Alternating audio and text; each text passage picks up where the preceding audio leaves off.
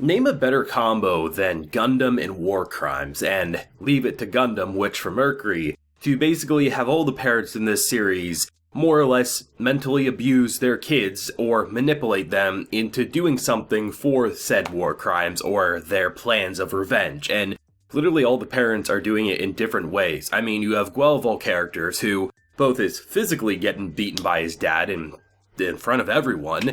You also have, like, the mental abuse of making him feel like a failure because, you have to succeed for my plans to work out. And I like the fact that rather than just keeping him as this, like, macho man, big bully, everyone, like, either loves him or hates him because of his, how he presents himself. Instead, they're quickly going about things in a way that lets us say, oh, he's gonna be a character we're gonna grow to really appreciate, and our initial impression of him isn't gonna be all he will be. It's mostly due to how he was raised, and most importantly, how he was been manipulated by his dad. And the casual ending, the same way we ended the first episode after the first duel, with him basically just being blown away by this girl saying, I want to marry you. Basically going from having no one interested in you apparently, to now having a fiancé / another person wanting to be your fiancé. Celette is doing rather well for herself, but I like the fact that everyone basically is manipulated. You have Mireen, who we saw in last week's episode, her dad's a piece of shit, and basically looks at her as an object that he can pawn away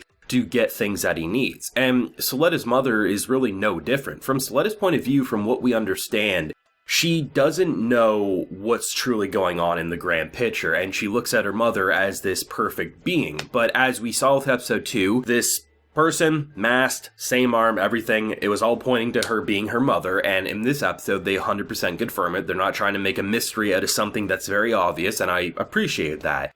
We very much are getting the impression that, she's basically using Celette in a way, not necessarily trying to put her in harm's way right from the get-go, but she's using Celette in order to get her revenge for most likely what happened to her husband, what happened to her people back in the prologue. And while some people might debate, is Celette's mother really as bad as the other parents? I mean, that's obviously up for debate and depending on how the anime progresses. But you can't deny the fact that all the kids that we've been focusing on basically have parental issues where they're either being manipulated or abused physically, mentally, or both. And the fact of the matter is, it's clear that this show's gonna build up to the kids probably rebelling against their parents. I don't see any way around the character writing without Celette not going with her mother's plan at some point in time. It very much feels like from the way they exposed her Gundam unit, it was used to then get closer to obviously Guel's father, and just everything is very manipulative. And I love that for a story. It works very well, especially for a Gundam story.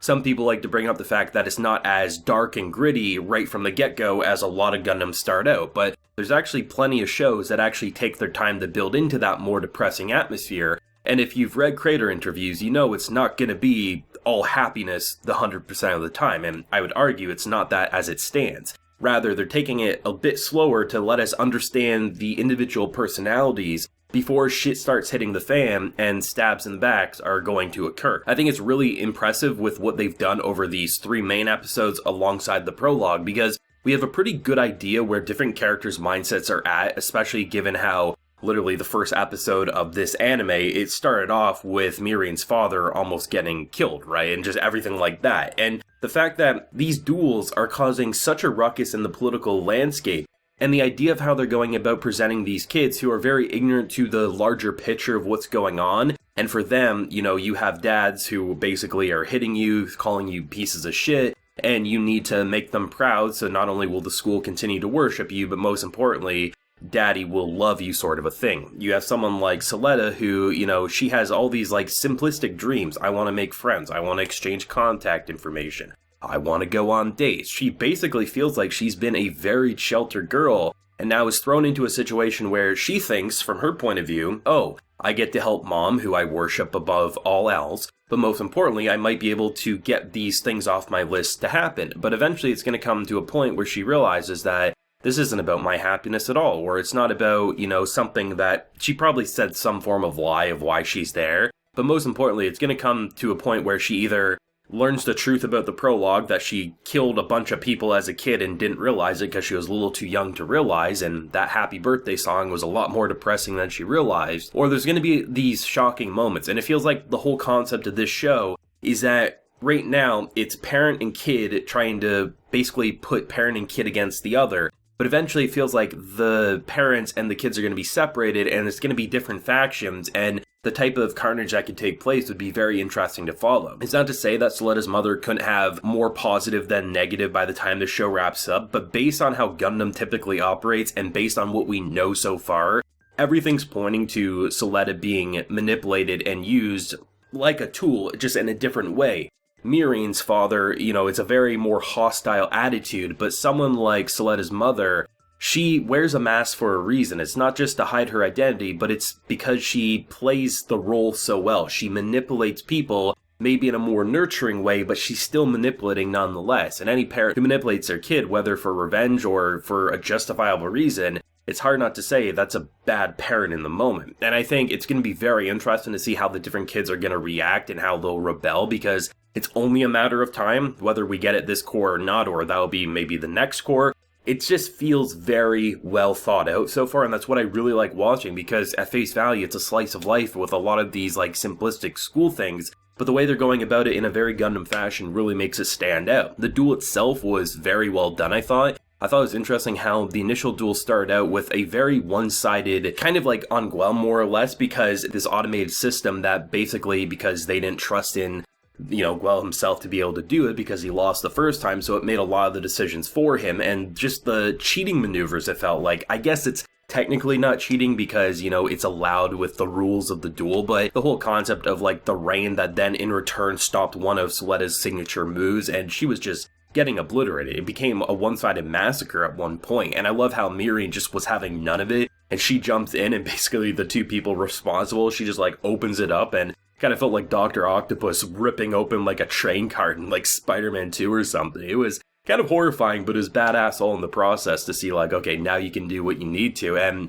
there are some sick moves, some great animation techniques, and I think the thing that really always helps Gundam action stand out from a lot of different mecha style series is the way they use lighting with glows. I love the final shot of Guel's Gundam when it's still lighting up, but then it just slowly fades after it's basically been cut into two. Some really nice details with some very smooth animation, and just the overall body expressions from the characters, even outside of the general action scene, is completely top tier. It's a very polished production, and I'm really happy with how this one's looking and performing. I still think Gundam's one of the best shows of the season. It's one I really anticipate, and I think now that we're kind of getting more accustomed to the characters who I initially was put off against, in episode 1, now I feel damn, I'm actually really interested to see where this dude's gonna go. Now that he's not just this daddy's boy who's a prick, it feels oh, he's similar to even Mirin, just had a pretty shitty hand in life dealt by a father who is all about where he is status-wise, and you're gonna help me get to where I need to, otherwise I'd probably dispose of you.